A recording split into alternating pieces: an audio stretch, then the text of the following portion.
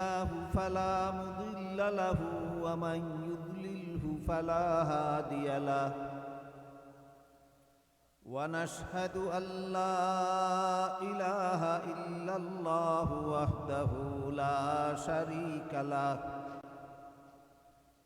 ونشهد أن سيدنا ونبينا ومولانا محمدا عبده ورسوله صلى الله تعالى عليه وعلى آله وأصحابه وبارك وسلم. أما بعد فأعوذ بالله من الشيطان الرجيم. بسم الله الرحمن الرحيم. إنا أوحينا إليك كما أوحينا إلى نوح والنبيين من بعده. بارك الله لنا ولكم في القرآن العظيم ونفعنا وإياكم بالآيات والذكر الحكيم.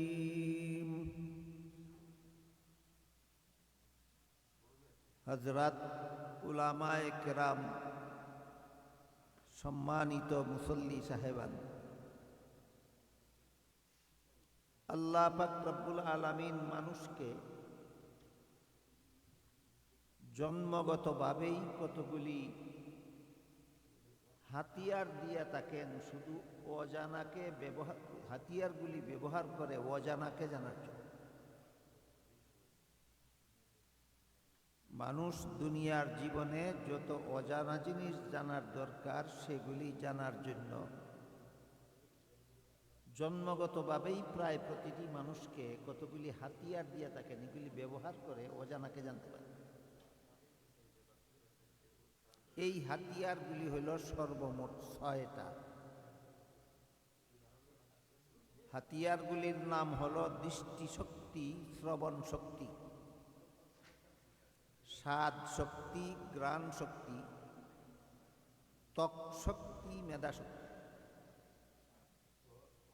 এই বাংলা শব্দগুলি বুঝতে যদি কারো অসুবিধা হয় তাহলে আমি উদাহরণ দিয়ে বুঝাই। প্রথম দিনের চন্দ্র আকাশে উদয় হলো কিনা এটা জানার জন্য মানুষের মধ্যে একটা সৃষ্টিগত হাতিয়ার আছে, আল্লাহ দিয়ে রাখছেন। এটার নাম হইল দৃষ্টিশক্তি। তাকে মানুষের চোখে চন্দ্র উদয় হলো আকাশে, আমি জমিনে দাঁড়িয়ে জানলাম কিভাবে? দৃষ্টিশক্তি ব্যবহার করে জানলাম। এরপরে আপনাদের সামনে মাইক্রোফোন ফিট করা হয়েছে, এটাতে আওয়াজ ঠিক মতে হয় কিনা তাও জানার একটা উপায় আছে। এটাকে শ্রবণ শক্তি বলা হয়। আল্লাহ মানুষের কানের মধ্যে দিয়ে রাখছে। কোন খাদ্যে কেমন স্বাদ এটাও মানুষ জানতে পারে একটা হাতিয়ারের দ্বারা, নাম হলো স্বাদ শক্তি। তাকে মানুষের জিহ্বায়। কোন জিনিসে কেমন গন্ধ এটাও জানার জন্য আল্লাহ মানুষকে একটা হাতিয়ার দিয়ে রাখছেন, সেটা হইল ঘ্রাণ শক্তি। তাকে মানুষের নাকে। আবহাওয়া ঠান্ডা না গরম এটাও জানার জন্য মানুষকে আল্লাহ জন্মগতভাবেই একটা হাতিয়ার দিয়ে রাখছেন, এটার নাম হলো ত্বক শক্তি। তাকে মানুষের শরীরের চামড়া। শরীরের চামড়ার দ্বারা অনুভব করা যায় আবহাওয়া ঠান্ডা না গরম। এটার নাম হইল ত্বক শক্তি। আর এই যে আমাদের সামনে বিদ্যুতের বাতিগুলি জ্বলে, প্রতিটি বাল্বের সাথে 2 রকমের তারের সংযোগ আছে। বিদ্যুতের তার 2টাই, কিন্তু 2টা একরকম বিদ্যুৎ নয়। একটাকে নেগেটিভ, আরেকটাকে পজিটিভ বলা হয়।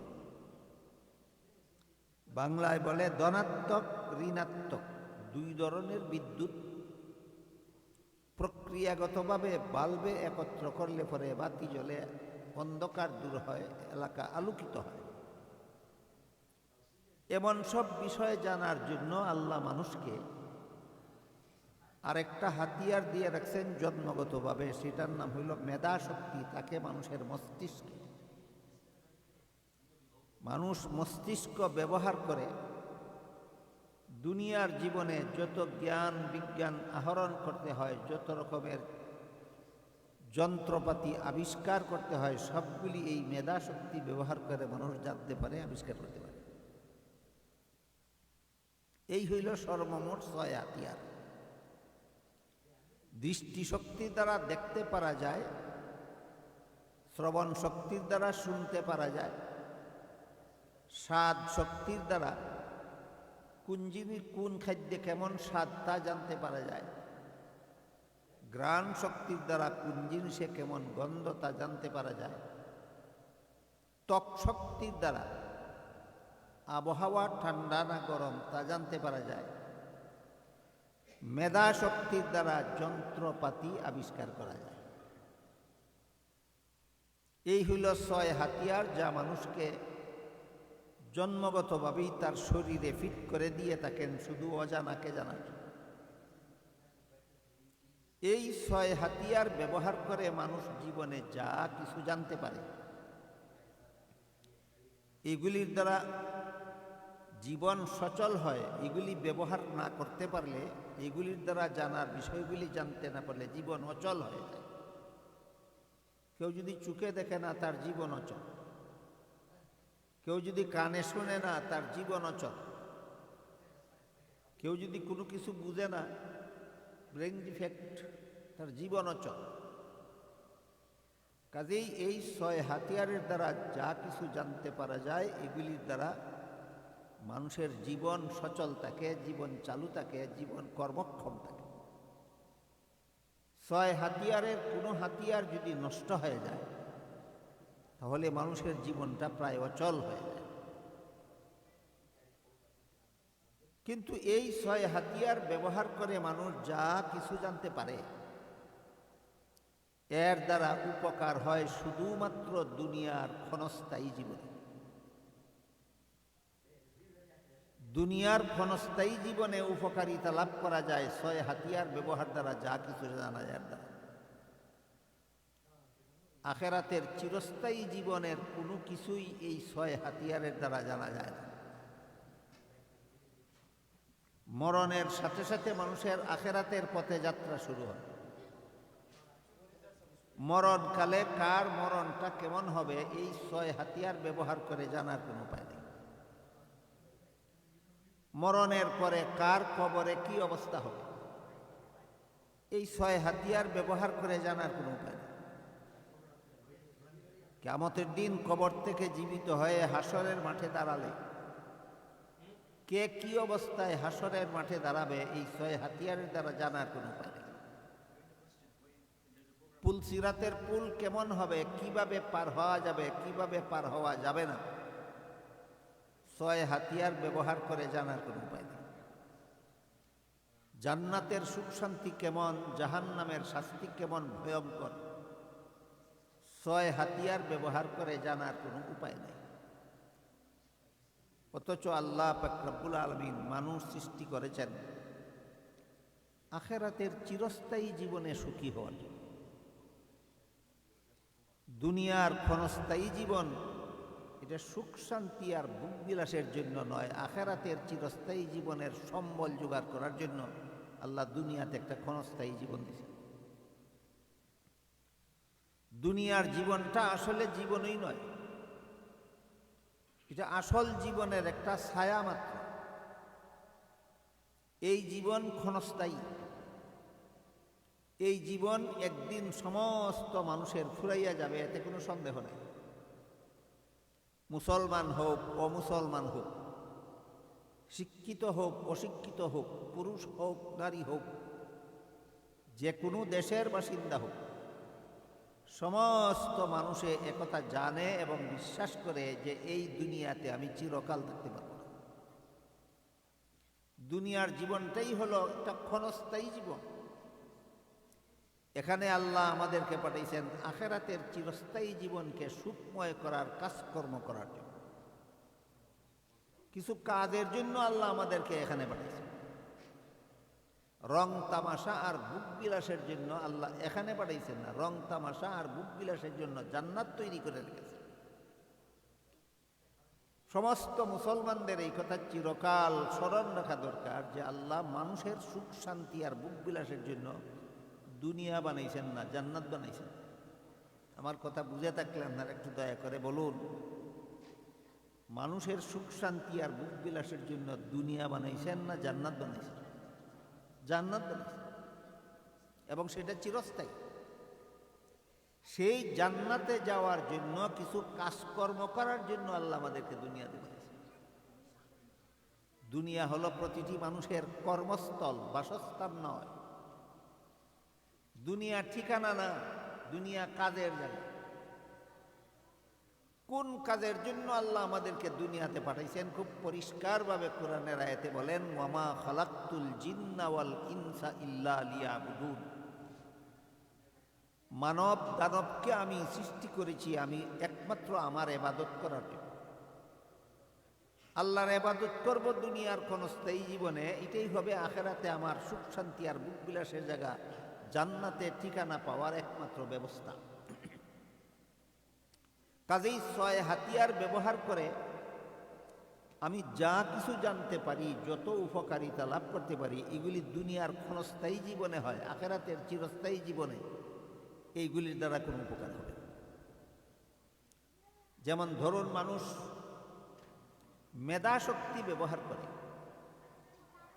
জ্ঞান বিজ্ঞানের বদৌলতে বর্তমান দুনিয়ার মানুষ চন্দ্রে পর্যন্ত পৌঁছার ব্যবস্থা করে নিয়েছে। চন্দ্রে পৌঁছেছে মানুষ, এখন কল্পনা জল্পনা চলছে সেখানে প্লট বরাদ্দ করা। আমি আপনাদের জিজ্ঞেস করি, ধরুন এই বিজ্ঞানের অবদানে কোনো মানুষ যদি চন্দ্রে যায়, সেখানের ভূমি যদি মাটি না হয়, শুধু স্বর্ণ আর স্বর্ণ হয়, এটা কথার কথা। চন্দ্রের ভূমি কেমন আমি একটু পরে আপনাদেরকে ইনশাল্লাহ বলবো, যদি মনোযোগে শুনে। ধরেন চন্দ্রের ভূমি মাটি নয়, শুধু স্বর্ণ আর স্বর্ণ। আপনি কোনো অবস্থা ব্যবস্থায় চন্দ্রে পৌঁছে গেলেন এবং বিল্ডিং, বিশাল একটা বিল্ডিং বানাইলেন স্বর্ণের দ্বারা। বলুন তো, এই চন্দ্র এবং চন্দ্রে যে বিল্ডিংটা আপনি স্বর্ণের দ্বারা বানাইলেন, সেটা চিরকাল থাকবে না একদিন ধ্বংস হয়ে যাবে? একদিন ধ্বংস হয়ে যাবে। তাহলে বিজ্ঞানের অবদানে মানুষ যা কিছু জানতে পারে, এগুলির উপকার চিরস্থায়ী না ক্ষণস্থায়ী? এগুলির উপকার ক্ষণস্থায়ী। বাকি রইল মানুষ যে চন্দ্রে গেল, কিভাবে গেল, সেখানের অবস্থা কি, এই ব্যাপারটাও আমাদের, আমি মনে করি অন্তত এই আমেরিকাতে যে সমস্ত মুসলমান বাস করেন, আপনাদের আগে জানা থাকা দরকার। দুনিয়ার অন্যান্য মুসলমানের চেয়ে আমেরিকার মুসলমানের আগে জানা দরকার যে চন্দ্র সম্পর্কে আমরা কি কি জানতে পারলাম। পৃথিবীর মানুষ চন্দ্রে পৌঁছার জন্য 6 নম্বর হাতিয়ার মেধা শক্তি ব্যবহার চলেছে শত শত বৎসর যাবত। কিভাবে চন্দ্রে পৌঁছা যায় এটা জানার আন্দোলন চলছে শত শত বছর যাবত। কত নম্বর হাতিয়ারের কাজ? 6 নম্বর, মেধা শক্তি। শত শত বৎসরের মেহনত, চেষ্টা, সাধনায় অনেক অসংখ্য অগণিত অকল্পনীয় টাকা পয়সা খরচ করার পরে যে বিজ্ঞানী সর্বপ্রথম চন্দ্রে পৌঁছতে সক্ষম হয়েছে এবং সেখান থেকে জীবিত অবস্থায় পৃথিবীর মাটিতে ফিরে এসেছিলেন, তার বাড়ি ছিল আমেরিকা। এই জন্য বলছি আমেরিকার মুসলমানদের আগে জানা দরকার। তার বাড়ি ছিল আমেরিকা এবং তার নাম ছিল নীল আর্মস্ট্রং। আমেরিকার সেরা বিজ্ঞানী নীল আর্মস্ট্রং সর্বপ্রথম চন্দ্রে পৌঁছেছিলেন। চন্দ্র থেকে জীবিত অবস্থায় ফিরে এসে পৃথিবীর মানুষকে চন্দ্র সম্পর্কে 3টা অজানা জিনিসের তথ্য দিলেন। 3টা অজানা জিনিস চন্দ্রের ব্যাপারে দুনিয়ার মানুষে জানতে পারে। তিনি চন্দ্রে পৌঁছার আগে চন্দ্রের এই 3 জিনিস দুনিয়ার মানুষের জানা ছিল না, অজানা ছিল।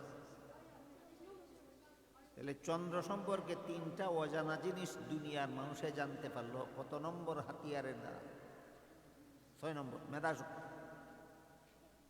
তিনি একটা রিপোর্ট দিলেন, চন্দ্রে অক্সিজেন নাই, কাজেই সেখানে গিয়ে পৃথিবীর কোনো মানুষের বেঁচে থাকা সম্ভব নয়। অক্সিজেন কাকে বলে, মানুষের কোন কাজে লাগে? চন্দ্রে যদি অক্সিজেন না থাকে সেখানে মানুষ বেঁচে থাকবে না কেন গেলে? এই বিষয়ে বোঝাতে গেলে আমার আজকের বাকিটা সময় এখানেই শেষ হয়ে যাবে, আর কোনো আলোচনা করার সময় আমার হাতে থাকবে। এই জন্য খুব সংক্ষেপে বিষয়টা যেন আমরা ক্লিয়ারলি বুঝতে পারি, এই জন্য খুব সংক্ষেপে আমি জিনিসটা আপনাদের সামনে তুলে ধরতে চাই, যাতে মোটামুটিভাবে ধারণা লাভ করতে পারি। নীল আর্মস্ট্রং চন্দ্র সম্পর্কে যে 3টা অজানা জিনিস পৃথিবীর মানুষকে জানালেন, এর মধ্যে 1 নম্বরটাই হইল চন্দ্রের জগতে অক্সিজেন নাই। অক্সিজেন ছাড়া মানুষ বাঁচে না, তাই চন্দ্রে গেলে কোনো মানুষ সেখানে বেঁচে থাকতে পারে। এই অক্সিজেন জিনিসটা কি? অক্সিজেনটা হলো আল্লাহর কুদরতি একটা সাবানের নাম, যেই সাবানটা আল্লাহ সৃষ্টি করেছেন মানুষের শরীরের দূষিত ময়লাযুক্ত রক্তকে ধুলাই করে। মানুষের শরীরের ময়লা রক্ত ধুলাই করার জন্য আল্লাহ একটা কুদরতি সাবান সৃষ্টি করেছেন। এই সাবানটাকে বিজ্ঞানের ভাষায় অক্সিজেন বলা হয়। বাতাসের সাথে মিশ্রিত অবস্থায়, যেমনভাবে পানি গরম হয়ে বাষ্প হয়ে গেলে বাতাসের সাথে মিশে যায়, তখন আর বাতাসটা দেখা যায় না, বাষ্পটা দেখা যায় না বাতাসের সাথে মিশে গেলে। তেমনিভাবে পানি যদি যতক্ষণ পানি থাকে ততক্ষণ পানিটা দেখা যায়, এই পানি বাষ্প হয়ে যখন বাতাসের সাথে মিশে যায় তখন পানিটা দেখা যায়। বাতাসের মধ্যে এই বাষ্প অদৃশ্য অবস্থায় থাকে। ঠিক তেমনিভাবে অক্সিজেন এইরকম বাষ্পের মতো একটা অদৃশ্য জিনিস, যা চোখে দেখা যায় না, বাতাসের সাথে মিশ্রিত অবস্থায় থাকে। এই জিনিসটা মানুষের কোন কাজে লাগে? আমরা দৈনন্দিন জীবনে যা কিছু খাওয়া দাওয়া করি, এগুলির থেকে শরীরের ভিতরে যে রক্ত উৎপাদন হয়, এক অংশ পেশাব হয়ে এক রাস্তা দিয়ে বের হয়, আর এক অংশ পায়খানা হয়ে ভিন্ন রাস্তা দিয়ে বের হয়, আর এক অংশ রক্তে পরিণত হয়। এই রক্তটা সমস্ত শরীরে সাপ্লাই করার জন্য আল্লাহ শরীরের ভিতরে একটা কুদরতি পাম্পিং মেশিন বানাইয়া দিয়েছে। এটাকে আরবি ভাষায় কলব বলা, বাংলায় বলে হৃৎপিণ্ড, ইংলিশে বলে হার্ট। এই হার্টের প্রধান 2টা অংশ আছে। এক অংশ পাম্পিং সিস্টেমে শরীরের উৎপাদিত রক্ত মাথার থেকে পা পর্যন্ত সর্বাঙ্গে পৌঁছায় দেয়। হার্টের চাপে রক্ত আমাদের সর্বশরীরে সাপ্লাই হয়। এই রক্ত কয়েক মাস শরীরে ব্যবহার হওয়ার পরে রক্তটা পুরান হয়, ময়লাযুক্ত হয়, শরীরে ব্যবহারের উপযোগী থাকে না। এই ময়লা রক্তটাকে ধুলাই করার জন্য আল্লাহ অক্সিজেন নামের সাবান সৃষ্টি করেছেন, মিশ্রিত করে রেখেছেন বাতাসের সাথে। বাতাস থাকে শরীরের বাইরে, আর দূষিত ময়লা রক্ত আমার শরীরের ভিতরে। বলুন তো, ময়লা কাপড় যদি আলমারির ভিতরে থাকে আর সাবান যদি ওয়াশরুমে থাকে, এর দ্বারা কি কাপড় পরিষ্কার হবে না? একত্র হওয়া লাগবে। তাহলে এই অক্সিজেন আর আমার ময়লা রক্ত একত্র হওয়া লাগবে।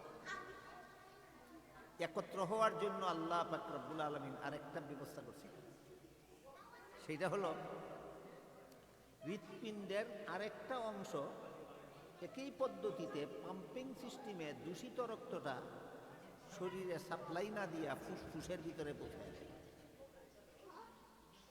বিশুদ্ধ রক্ত সমস্ত শরীরে সাপ্লাই দেয়, আর দূষিত রক্তটা ফুসফুসের ভিতরে পৌঁছায় দেয়। এই ফুসফুসের ভিতরে দূষিত রক্ত পৌঁছে অক্সিজেনের দ্বারা ধুলাই হওয়ার জন্য অপেক্ষমান থাকে। তখন অক্সিজেন তো বাইরে বাতাসের সাথে মিশ্রিত, আমার ফুসফুসের ভিতরে পৌঁছবে কিভাবে? এই জন্য আল্লাহ পাক রব্বুল আলামিন আরেকটা কুদরতি কারখানা সৃষ্টি করেছেন, সেটা হলো প্রত্যেকটা মানুষ তার নাকের দ্বারা সেকেন্ডে সেকেন্ডে বাতাস টানে আর ছাড়ে। আমরা জাগ্রত অবস্থায় হয়তো নিজের ইচ্ছায় নাক দিয়ে বাতাস টানতে পারি, ছাড়তে পারি, কিন্তু বলুন তো ঘুমন্ত অবস্থায় আপনার নাকের বাতাস টানা ছাড়া বন্ধ হয়ে যায় না চালু থাকে? তখনও কি আপনার ইচ্ছায় না অনিচ্ছাবশত? আল্লাহর কুদরতি ব্যবস্থা। এই কথাগুলি শুনলে, এই কথাগুলি বুঝলে আল্লাহ যে কত বড় মেহেরবানি করে আমাদেরকে বাঁচার ব্যবস্থা করে রেখেছেন, আল্লাহ যে কত বড় দয়াল আমাদের প্রতি, এটা একটু অনুভব করতে পারা যায়।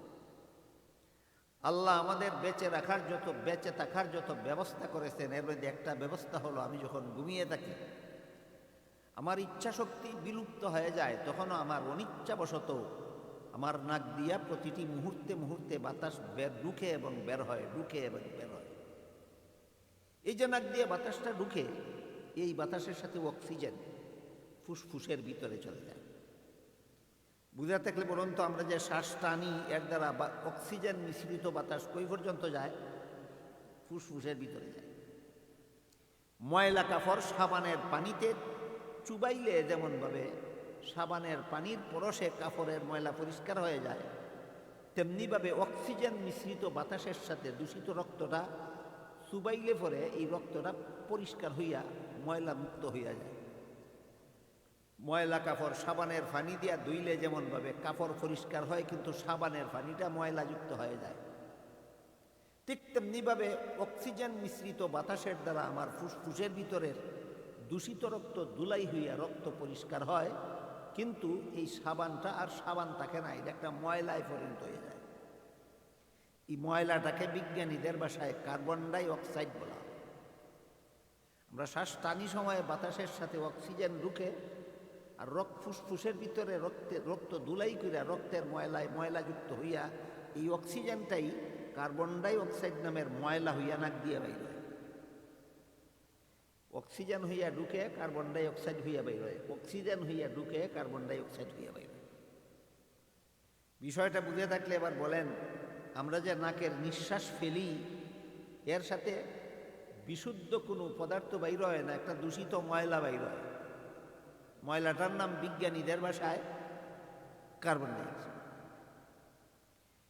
কাজেই আমি যদি কোনো গ্লাস থেকে পানি পান করি, শরবত পান করি, আমি যদি চা পান করি, আর ওই গ্লাসের ভিতরে যদি নাকের নিঃশ্বাস ফেলি, তাহলে ময়লাটা আমার ড্রিঙ্কের সাথে মিশ্রিত হবে কিনা? মিশ্রিত হবে কিনা? মিশ্রিত হবে।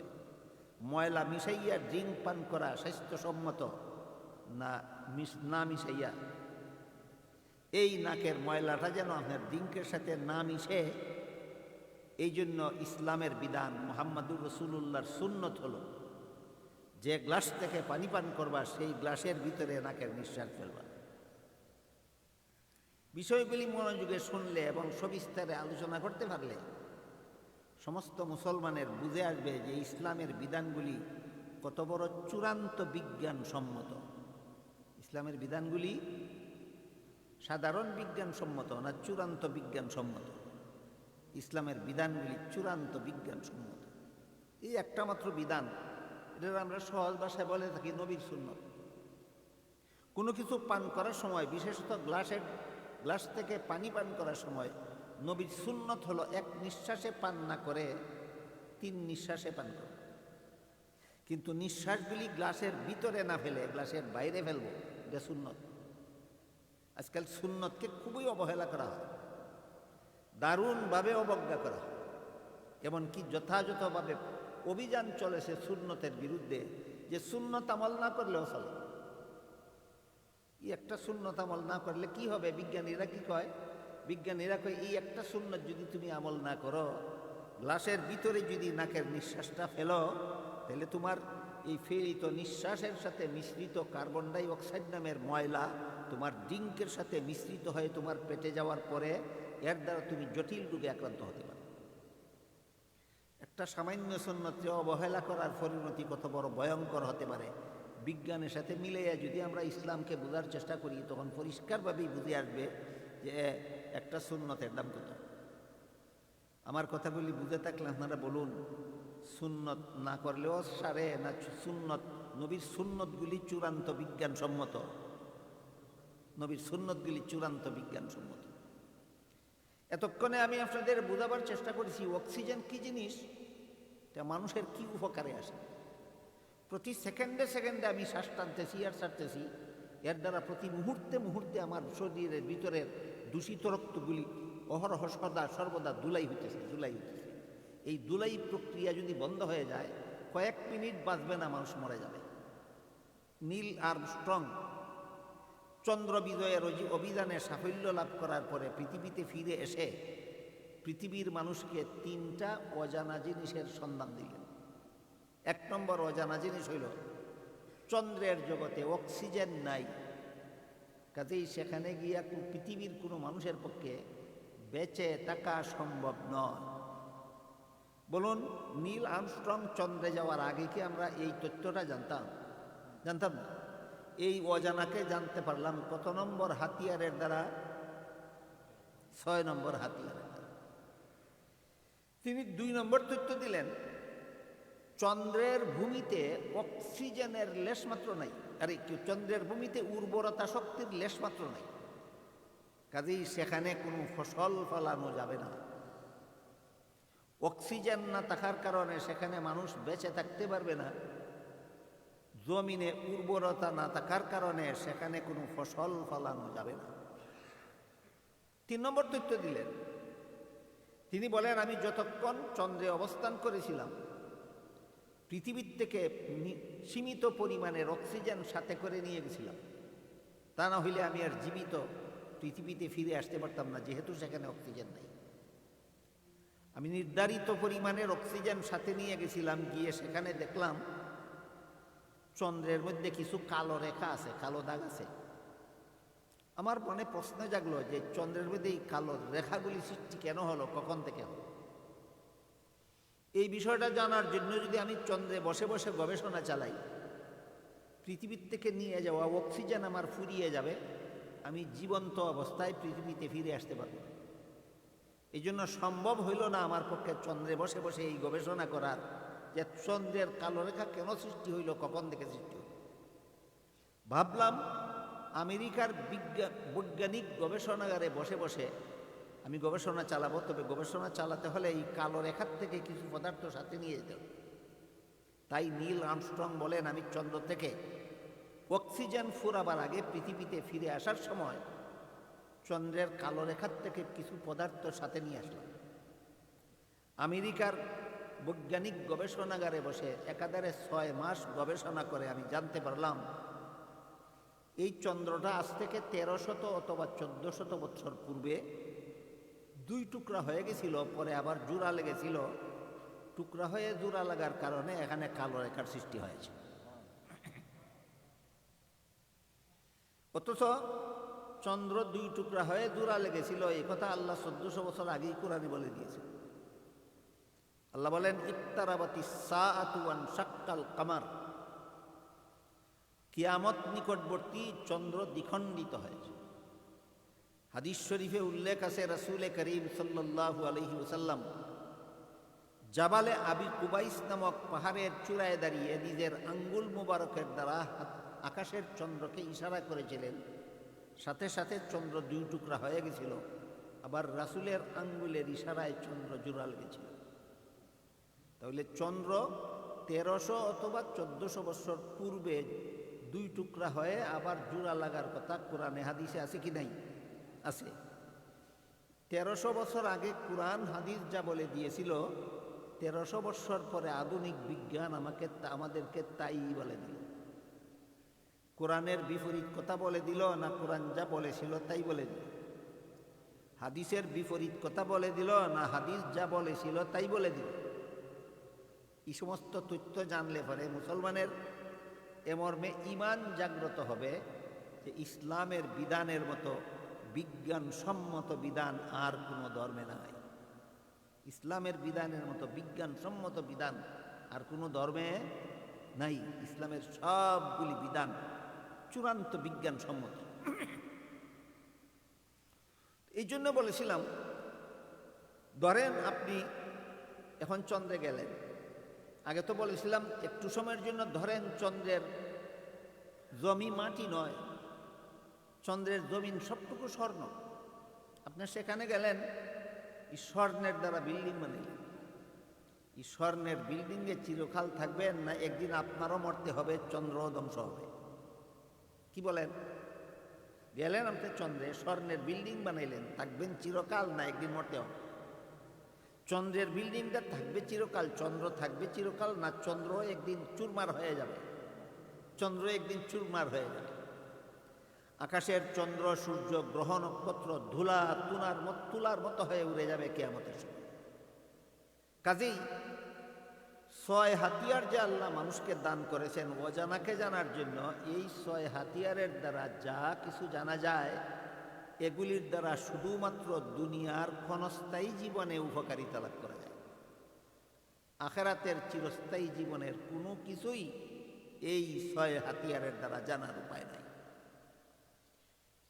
আমি যদি আরো শর্টকাট করে বলি তাহলে এভাবে বলতে পারি, আধুনিক বিজ্ঞানের অবদানে মানুষ চন্দ্র পর্যন্ত পৌঁছতে পারবে, কিন্তু এই বিজ্ঞানের দ্বারা জান্নাতে পৌঁছার পথ জানার উপায় নাই।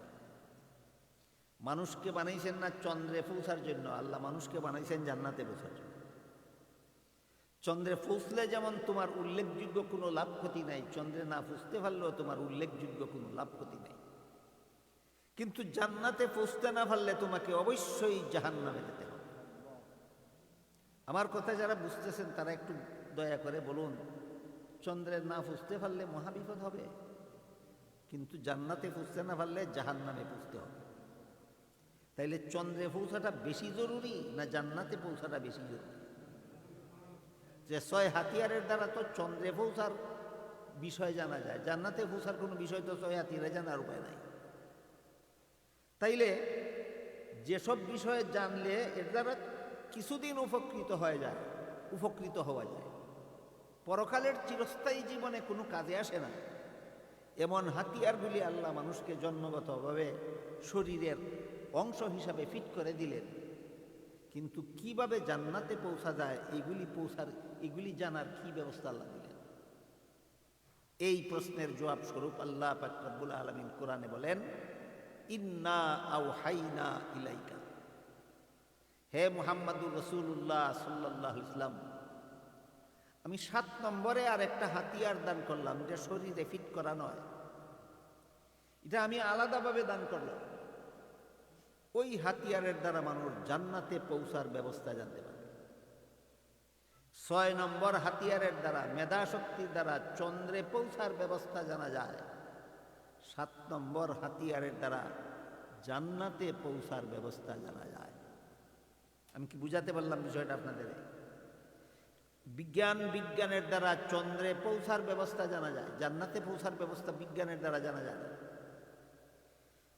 জান্নাতে পৌঁছার ব্যবস্থা জানার জন্য আল্লাহ মানুষকে দয়া করে 7 নম্বরে একটা হাতিয়ার দান করেছেন নবী রাসূলগণের মাধ্যমে। আল্লাহ আমাকে দৃষ্টি শক্তি দান করেছিলেন চোখের মাধ্যমে, শ্রবণ শক্তি দান করেছিলেন কানের মাধ্যমে, স্বাদ শক্তি দান করেছিলেন জিহ্বার মাধ্যমে, ঘ্রাণ শক্তি দান করেছিলেন নাকের মাধ্যমে, ত্বক শক্তি দান করেছিলেন শরীরের চামড়ার মাধ্যমে, মেধা শক্তি দান করেছিলেন মাথার মস্তিষ্কের মাধ্যমে। জান্নাতে যাওয়ার ব্যবস্থা জানার জন্য আল্লাহ 7 নম্বরে আরেকটা হাতিয়ার দান করেছেন, শরীরের কোনো অঙ্গ প্রত্যঙ্গের মাধ্যমে নয়, একমাত্র নবী রাসূলগণের মাধ্যমে, এবং সেই হাতিয়ারটার নাম হইল ওহী। 7 নম্বর হাতিয়ারটার নাম ওহী। এই ওহী হইল জান্নাতে পৌঁছার ব্যবস্থা জানার হাতিয়ার, একমাত্র হাতিয়ার। মানুষ জান্নাত পর্যন্ত পৌঁছার ব্যবস্থা জানার একমাত্র হাতিয়ার হলো ওহী। যে 7 নম্বর হাতিয়ার, এটা আমার শরীরে ফিট করে দেওয়া নয়, জন্মগতভাবে দেওয়া নয়, এটা আল্লাহ নবী রাসূলগণের মাধ্যমে দান করেছেন। এই হাতিয়ারটার নাম হইল ওহী। ওহী শব্দের আবিধানিক অর্থ হলো এমন গোপন ইশারা, যে ইশারা যে দিল আর যাকে দিল দুইজনেই বুঝে, অন্য কেউ বুঝার উপায় নেই।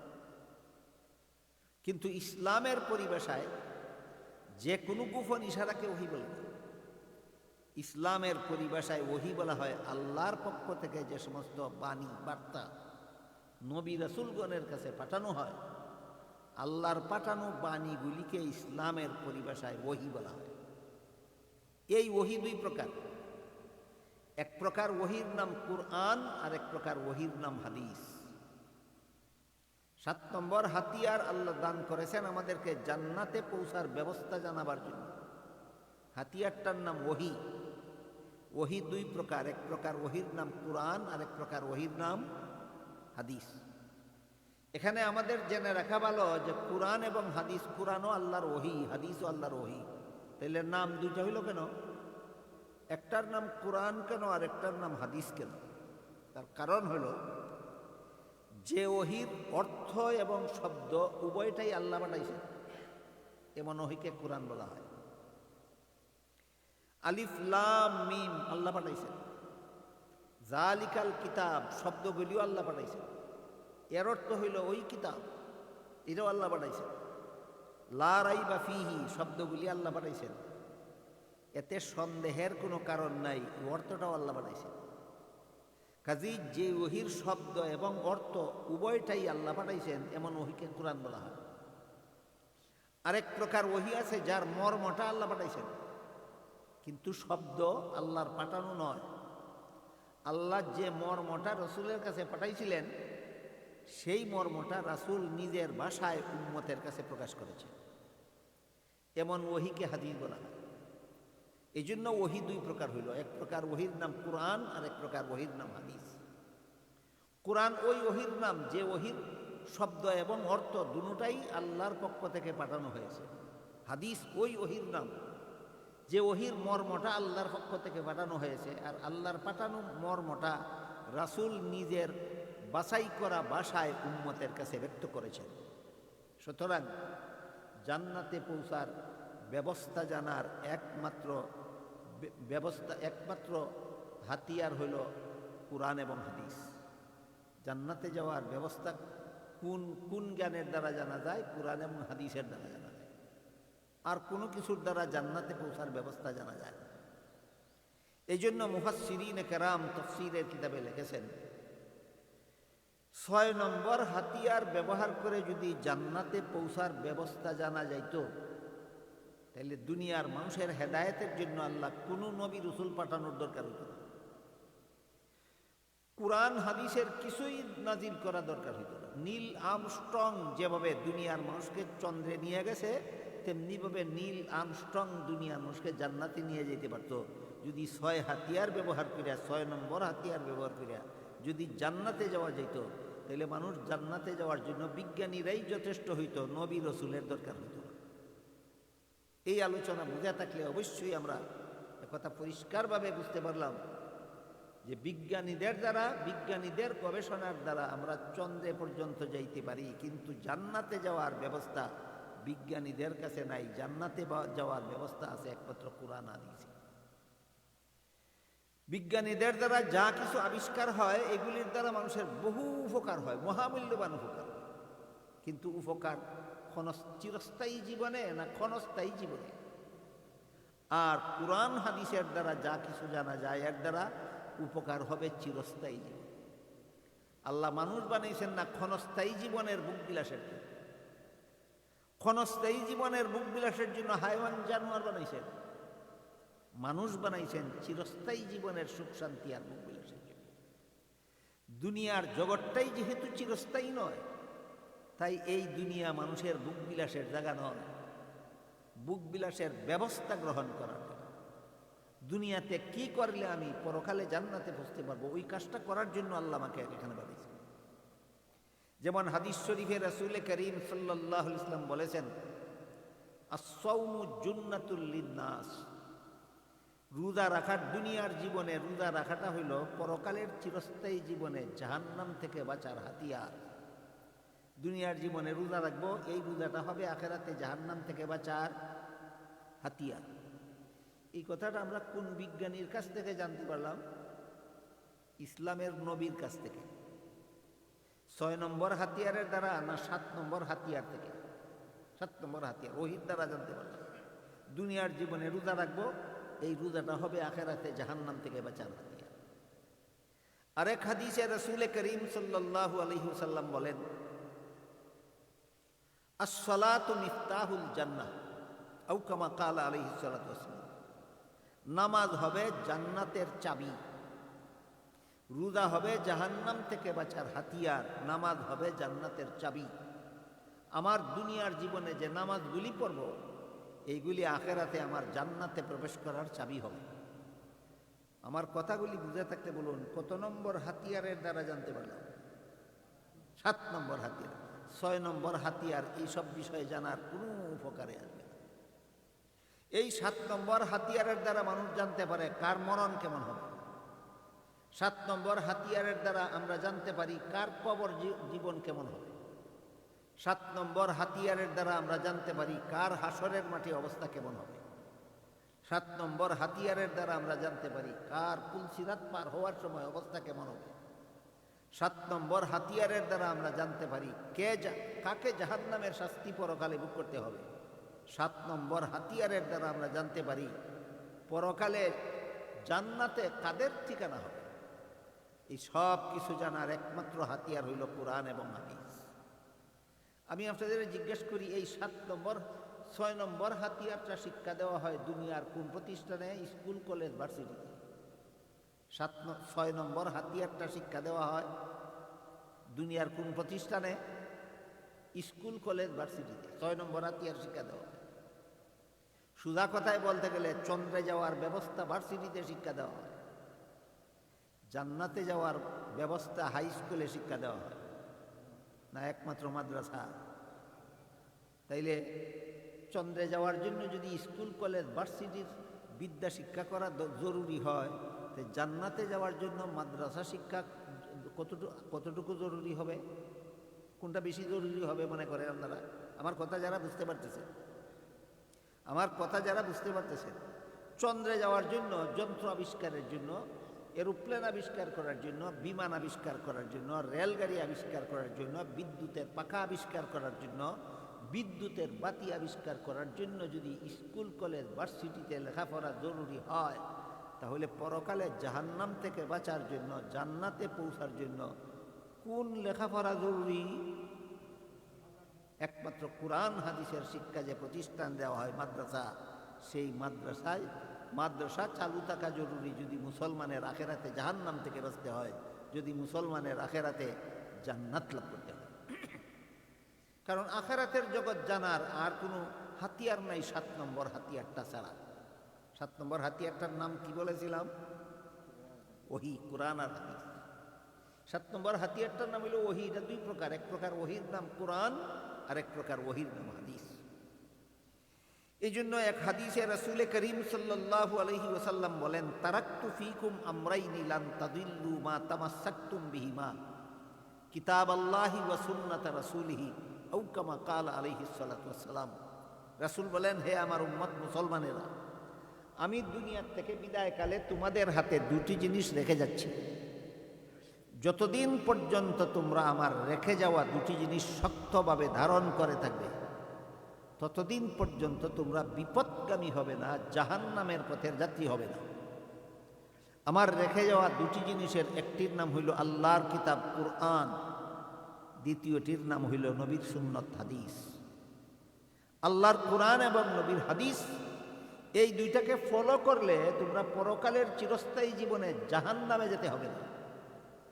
আল্লাহর কুরআন এবং নবীর হাদিসকে ফলো করে জীবনযাপন করলে পরকালের চিরস্থায়ী জীবনে তোমরা জান্নাতবাসী হতে পারবে। কাজেই দুনিয়ার কোনো স্কুল, কলেজ, ভার্সিটির পড়ার দ্বারা আমি জানতে পারবো না আমার মরণটা কী অবস্থায় হবে। কোরআন হাদিসের দ্বারা জানতে পারবো আমার মরণ কী অবস্থায় হবে। আপনারা যদি একটু ধৈর্য ধরে শুনতে চান, জানতে চান, তো আমি আপনাদেরকে বলতে চাই কার মরণ কী অবস্থায় হবে। আপনারা কি জাহান্নামী অবস্থায় মরণ চান না জান্নাতি অবস্থায় মরণ চান? আল্লাহ কোরআনে বলে দিয়েছেন কার মরণ জান্নাতি অবস্থায় হবে, কার মরণ জাহান্নামী অবস্থায় হবে। আপনার নিজে মরণকালে আপনি জান্নাতি অবস্থায় মরণ হবে না জাহান্নামী অবস্থায় মরণ হবে, আল্লাহ কোরআনে বলে দিয়েছেন। অবস্থাটা আপনি যে ব্যবস্থা গ্রহণ করবেন সেই অবস্থায় আপনি পাবেন। এটা জানতে হইলে কোনো স্কুল কলেজ ভার্সিটির লেখাপড়া যথেষ্ট নয়। এটা জানার জন্য আমার মরণ জান্নাতি অবস্থায় হবে না জাহান্নামী অবস্থায় হবে, এটা জানতে হলে একমাত্র কুরআন হাদিসের শিক্ষা প্রতিষ্ঠান মাদ্রাসার দরকার। আমি আপনাদের এই দেশে এসে জানতে পারলাম, আপনাদের যাদের ছেলে মেয়েরা ওই সাধারণ স্কুলে লেখাপড়া করে, এদেরকেও এখানের মাদ্রাসায় হয়তো পার্ট টাইমে হইলেও এদেরকে কিছু ইসলামী শিক্ষা ব্যবস্থা এই মাদ্রাসায় করা উচিত। একদিকে স্কুলে পড়ে, একদিকে এখানে মাদ্রাসা। স্কুলের পড়াটা দরকারই কেন? দুনিয়ার জীবনের অজানা জানার জন্য। মাদ্রাসায় পড়ার দরকার কেন? আখেরাতে জাহান্নাম থেকে বাঁচার জন্য। স্কুল কলেজের লেখাপড়ার দরকার দুনিয়ার জীবনের সুযোগ সুবিধা লাভের জন্য। মাদ্রাসার লেখাপড়াটা দরকার আখেরাতের জীবনে জাহান্নাম থেকে বাঁচার জন্য। কাজেই একমাত্র কোরআন হাদিসের শিক্ষা, মাদ্রাসা শিক্ষার দ্বারা আমি জানতে পারবো আমার মরণ কি অবস্থায় হবে, আমি জানতে পারবো আমার কবরের অবস্থা কেমন হবে, আমি জানতে পারবো আমার হাসরের মাঠের অবস্থা কেমন হবে, আমি জানতে পারবো আমার পুলসিরাতের অবস্থা কেমন হবে, আমি জানতে পারবো আখেরাতে ঠিকানা আমার জান্নাতে হবে না জাহান্নামে হবে। প্রত্যেকটা মানুষ জানতে পারবে যদি কোরআন হাদিসের জ্ঞান লাভ করে। এই ব্যাপারে আমি আপনাদেরকে আজকে সামান্য শুধু একটু আভাস দিতে চাই। আমরা প্রত্যেকে একটু বোঝার চেষ্টা করি ব্যক্তিগতভাবে, পার্সোনালি আমার মরণটা কেমন হবে, এটা আমি চিন্তা করি। এই প্রশ্নের জবাব দুনিয়ার কোনো স্কুলের লেখাপড়াতে নেই। এই প্রশ্নের জবাব দুনিয়ার কোনো কলেজের শিক্ষার মধ্যে নেই। আমার মরণটা কেমন হবে, জান্নাতি অবস্থায় আমার মরণ হবে না জাহান্নামী অবস্থায় আমার মরণ হবে, এই প্রশ্নের জবাব কিন্তু দুনিয়ার কোনো ভার্সিটির সিলেবাসে নাই, আছে একমাত্র মাদ্রাসার সিলেবাসে। মাদ্রাসার সিলেবাসের মূল উৎস হইল দুইটা, কোরআন এবং হাদিস। মাদ্রাসা শিক্ষার মূল হইল দুই জিনিস, কোরআন এবং হাদিস। কোরআন হাদিস বুঝার জন্য আরবি ভাষা শিখতে হয়, আরবি গ্রামার শিখতে হয়, আরবি ডিকশনারি শিখতে হয়, অনেক কিছু শিখতে হয়, সেটা আনুষঙ্গিক। কিন্তু মাদ্রাসার মূল শিক্ষা হইল দুইটা, কোরআন এবং হাদিস। এই কোরআন শিক্ষা আমাকে বলে দিবে আমার মরণ কেমন হবে, জান্নাতি অবস্থায় আমার মরণ হবে না জাহান্নামী অবস্থায় আমার মরণ হবে। এই প্রশ্নের জবাব দুনিয়ার কোনো শিক্ষা আমাকে দিতে পারে না, একমাত্র কোরআন আমাকে দিতে পারে যে আমার মরণটা কেমন হবে। এই মর্মে আল্লাহ কোরআনে বলেন, ইন্নাল্লাযীনা ক্বালু রাব্বুনাল্লাহু সুম্মা ইসতাকামু তাতানাজ্জালু আলাইহিমুল মালাইকাতু আল্লা তাখাফু ওয়া লা তাহজানু ওয়া আবশিরু বিল জান্নাতিল্লাতী কুনতুম তুআদুন। এই আয়াতে আল্লাহ বলেছেন একদল মানুষকে মরণকালে জান্নাতের সুসংবাদ দিয়ে তার মরণ ঘটানো হয়। একদল মানুষকে মরণকালে, মরণের পরে না মরণের আগে? হ্যাঁ, মরণের আগে। একদল মানুষকে মরণের আগে জান্নাতের সুসংবাদ দিয়ে তার মরণ ঘটানো হয়। ওই দলটাকে যদি আমি না চিনি তাহলে আমি বুঝবো কিভাবে আমার মরণ কেমন হবে? বুঝে থাকলে বলুন আমার মরণ কেমন হবে, এটা জানার জন্য কোন দল মানুষকে জান্নাতের সুসংবাদ দিয়ে মরণ ঘটানো হয়, দলটাকে চেনার দরকার। আল্লাহ তো কোরআনে বললেন একদল মানুষকে মরণের আগে জান্নাতের সুসংবাদ দিয়ে তার মরণ ঘটানো হয়। তাহলে আমি যদি সেই দলের অন্তর্ভুক্ত দুনিয়ার জীবনে থাকি, তাহলে মরণকালে আমার জান্নাতের সুসংবাদ পাই আমার মরণ হবে, আমি জানতে পারি।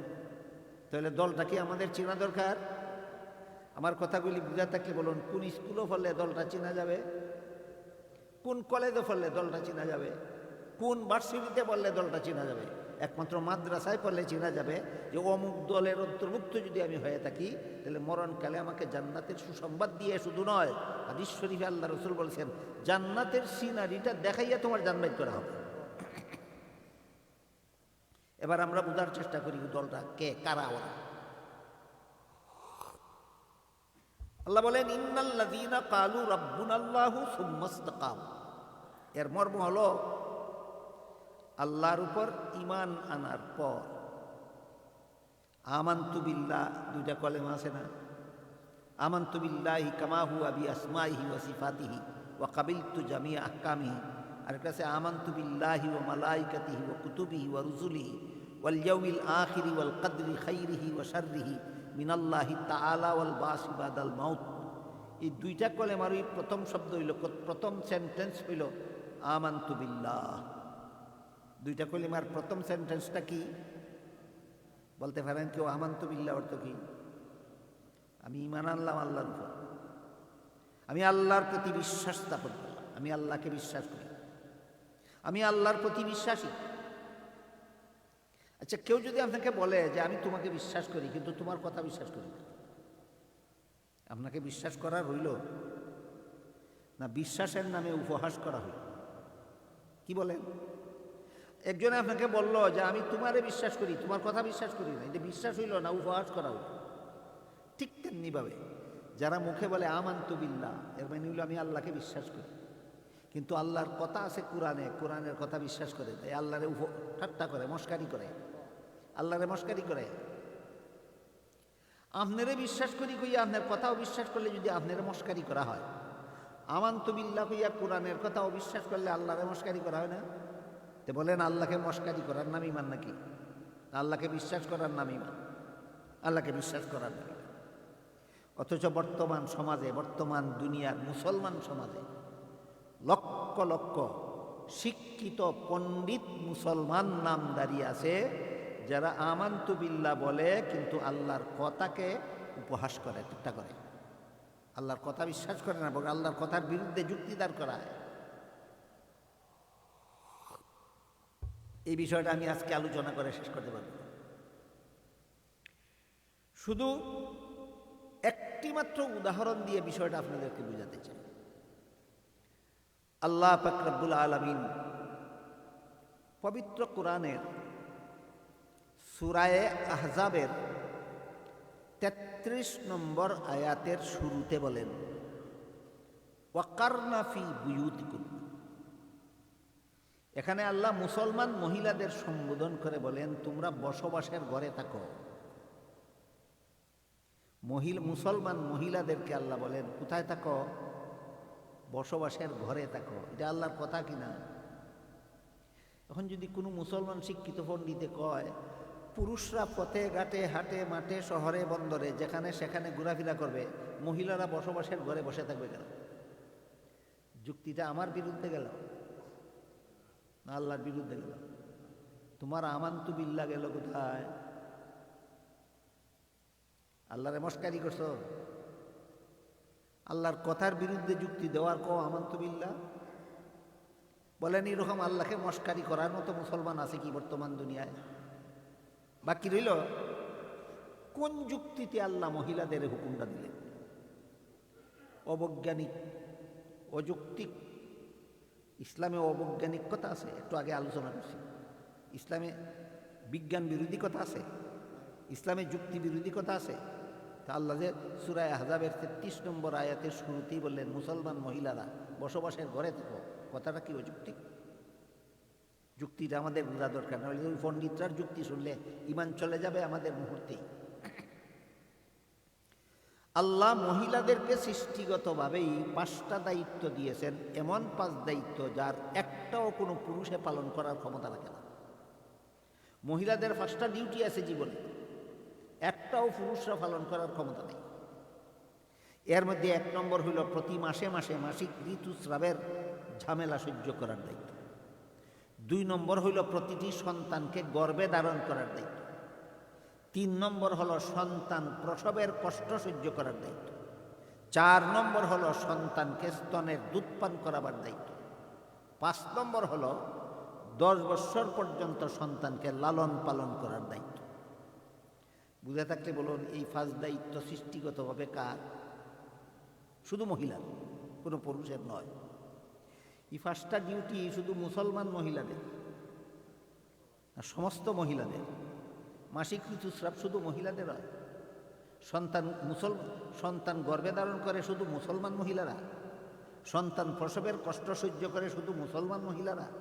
সন্তানকে স্তনের দুধ পান করাতে হয় শুধু মুসলমান মহিলাদের না সকল মুসলমানের? তাহলে তো আল্লাহর এই বিধান যদিও মুসলমান মহিলাদের উদ্দেশ্য করে আল্লাহ বলেছেন, কিন্তু যুক্তি কিন্তু সমস্ত মুসলমানের বেলায় বর্তায়, সমস্ত মহিলাদের বেলায় বর্তায়। এবার বলুন, মাসিক ঋতুস্রাব চলাকালে সারাদিন অফিসের চেয়ারে বসে থাকা সুবিধা না বসবাসের ঘরে থাকা সুবিধা? তারপরে বলুন, সন্তান গর্ভে নিয়া খেতে খামারে কল কারখানায় পুরুষের কাঁধে কাঁধ মিলিয়ে কাজ করা সুবিধা না বসবাসের ঘরে থাকা সুবিধা? এবার বলুন, সন্তান প্রসবের সময় দোকানপাট সুবিধা না বসবাসের ঘর সুবিধা? এবার বলেন, সন্তানকে স্তনের দুধ পান করাবার সময় ফ্লাইটে পাইলটের চেয়ার সুবিধা না বসবাসের ঘর সুবিধা? এবার বলেন, সন্তানকে খাওয়ানি, ঘুম পাড়ানি, গোসল করানি, পেশাব করানি, পায়খানা করানির জন্য রাস্তাঘাট সুবিধা না বসবাসের ঘর সুবিধা? তাহলে সূরা আহজাবের ৩৩ নম্বর আয়াতের শুরুতে যে আল্লাহ বললেন যে মহিলারা বসবাসের ঘরে থাকো, অযৌক্তিক না চূড়ান্ত যুক্তিসম্মত? এইভাবে আল্লাহর কথার বিরুদ্ধে যুক্তি দাঁড় করায় এমন শিক্ষিত মুসলমান আছে কিনা বর্তমান দুনিয়াতে? কেন এমনটা করে? কারণ এর কাছে ৬ নম্বর হাতিয়ার আছে, ৭ নম্বরটা নাই। বুঝাইতে পারলাম? এটা নামের মুসলমান, ৬ নম্বর হাতিয়ার শিখছে, ৭ নম্বর হাতিয়ার গুড়ার দিমও জানে না। আমি কি আপনাদের বুঝাতে পারলাম ৬ নম্বর হাতিয়ারের ফলাফল কত মূল্যবান আর ৭ নম্বর হাতিয়ারের ফলাফল কত মূল্যবান? তাই আল্লাহ পাক রব্বুল আলামিন বলেন, তুমি জেনে রাখো, মরণ কালে তোমার জান্নাতের সুসংবাদ পেয়ে মরণ হবে না জাহান্নামের দুঃসংবাদ পেয়ে তোমার মরণ হবে। এটা একমাত্র কুরআন হাদিসের শিক্ষা যারা অর্জন করে, যারা বুঝে, তারাই জানতে পারে। আল্লাহ বলেন, ইন্নাল্লাযীনা ক্বালু রাব্বুনাল্লাহু সুম্মা ইসতাকামু, যারা আল্লাহকে বিশ্বাস করে এবং আল্লাহর বিধান পালনে মরণ পর্যন্ত অটল থাকে, এই দল আল্লাহকে বিশ্বাস করে এবং আল্লাহর বিধান পালনে মরণ পর্যন্ত অটল থাকে। এই দুই গুণে গুণী যত মানুষ দুনিয়াতে হবে, আল্লাহ পাক রব্বুল আলামিন বলেন, তাতানাজ্জালু আলাইহিমুল মালাইকাতু আল্লা তাখাফু ওয়া লা তাহজানু ওয়া আবশিরু বিল জান্নাতিল্লাতী কুনতুম তুআদুন। ফিরিস্তা, যে ফিরিস্তা তার প্রাণ বের করতে আসবেন মরণের সময়, জান্নাতের সুসংবাদ দিয়া প্রাণ বের করবেন। আল্লাহকে বিশ্বাস করার পর আল্লাহর বিধান পালনে অটল থাকবো আমি মরণ পর্যন্ত, এই হইল জান্নাতের সুসংবাদ পেয়ে আমার মরণের ব্যবস্থা। এই ব্যবস্থা কোন স্কুলে, কোন কলেজে, কোন ভার্সিটিতে শিক্ষা দেওয়া হয়? একমাত্র মাদ্রাসায়। এই ব্যবস্থা কোন স্কুলে, কোন কলেজে, কোন ভার্সিটিতে শিক্ষা দেওয়া হয়? একমাত্র মাদ্রাসায়। আজকে থেকে আমরা জীবন ভর মনে রাখি, আমার মরণ হবে জান্নাতের সুসংবাদ প্রাপ্ত অবস্থায় যদি আমি আল্লাহ বিশ্বাস করি এবং মরণ পর্যন্ত যদি আল্লাহর বিধান পালনে অটল থাকি। কথাগুলি বুঝে থাকলে বলুন, আমার জান্নাতের সুসংবাদ পেয়ে আমার মরণ হবে কতটা কাজ করলে? 2টা কাজ। আল্লাহকে বিশ্বাস করলে আর মরণ পর্যন্ত আল্লাহর বিধান পালনে অটল থাকে। মরণ পর্যন্ত আল্লাহর বিধান পালনে অটল থাকে। আল্লাহ বলেন, ইন্নাল্লাযীনা ক্বালু রাব্বুনাল্লাহু সুম্মা ইসতাকামু তাতানাজ্জালু আলাইহিমুল মালাইকাতু আল্লা তাখাফু ওয়া লা তাহজানু ওয়া আবশিরু বিল জান্নাতিল্লাতী কুনতুম তুআদুন। এদের মরণকালেও যারা আল্লাহর প্রতি বিশ্বাসী ছিল এবং আল্লাহর বিধান পালনে অটল ছিল, এদেরকেও মরণকালে শয়তান বেঈমান বানাবার জন্য সারা জীবন যত চেষ্টা করেছিল, মরণকালে তার চেয়ে বেশি করবে। যা হাদিসে উল্লেখ আছে।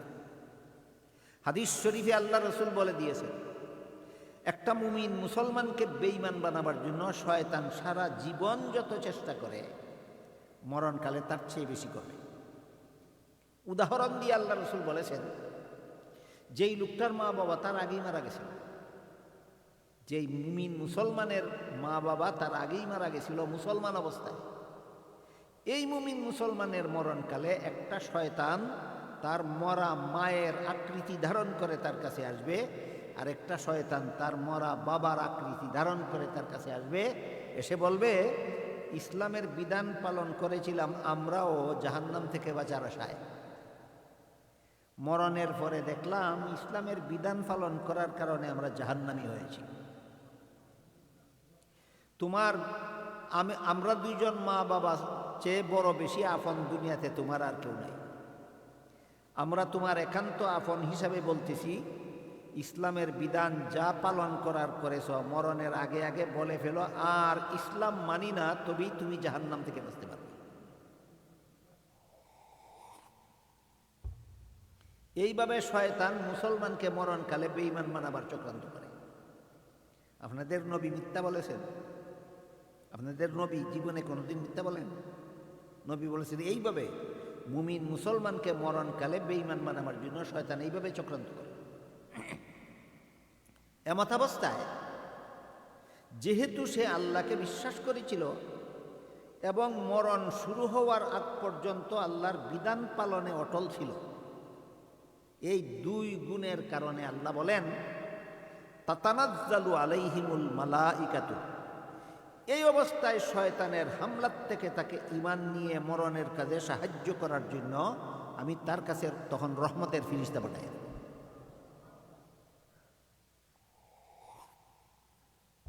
আয়াত এবং হাদিস বুঝে থাকলে এবার বলুন, আল্লাহর সাহায্য ছাড়া কোনো মুসলমান কি শয়তানের হামলার থেকে ঈমান নিয়ে বাঁচতে পারবে? ঈমান নিয়ে মরতে পারবে? কোনো মুসলমানের ক্ষমতা নাই, সাধ্য নাই, কোনো মুমিন মুসলমানের ক্ষমতা নাই শয়তানের হামলার থেকে ঈমান বাঁচিয়ে মরবার, একমাত্র আল্লাহর সাহায্য ছাড়া। আর আল্লাহ বলেন আমি রহমতের ফিরিস্তা পাঠাইয়া প্রত্যেকটা মুসলমানকে মরণকালে ঈমান নিয়ে মরণের জন্য সাহায্য করব, যদি মরণের আগ পর্যন্ত দুইটা কাজ করে, আমি আল্লাহকে বিশ্বাস করে এবং আল্লাহর বিধান পালনে অটল থাকি। তাহলে আমি যদি জানি আমি আল্লাহকে বিশ্বাস করি, আমি যদি জানি আমি আল্লাহর বিধানে অটল, আমার জান যাইতে পারে কিন্তু আল্লাহর বিধান আমি ছাড়তে পারব না, তাহলে কোরআন আমাকে সুসংবাদ দিল মরণকালে আমার জান্নাতের সুসংবাদ প্রাপ্ত অবস্থায় আমার মরণ। বুঝে থাকলে বলুন, কার মরণকালে অবস্থা কেমন হবে এই প্রশ্নের জবাব কোথায় পাওয়া যায়? ইলমে ওহির মধ্যে পাওয়া যায়, কোরআন হাদিসে পাওয়া যায়। কোরআন হাদিসে পাওয়া যায়, যা একমাত্র মাদ্রাসায় শিক্ষা দেওয়া হয়।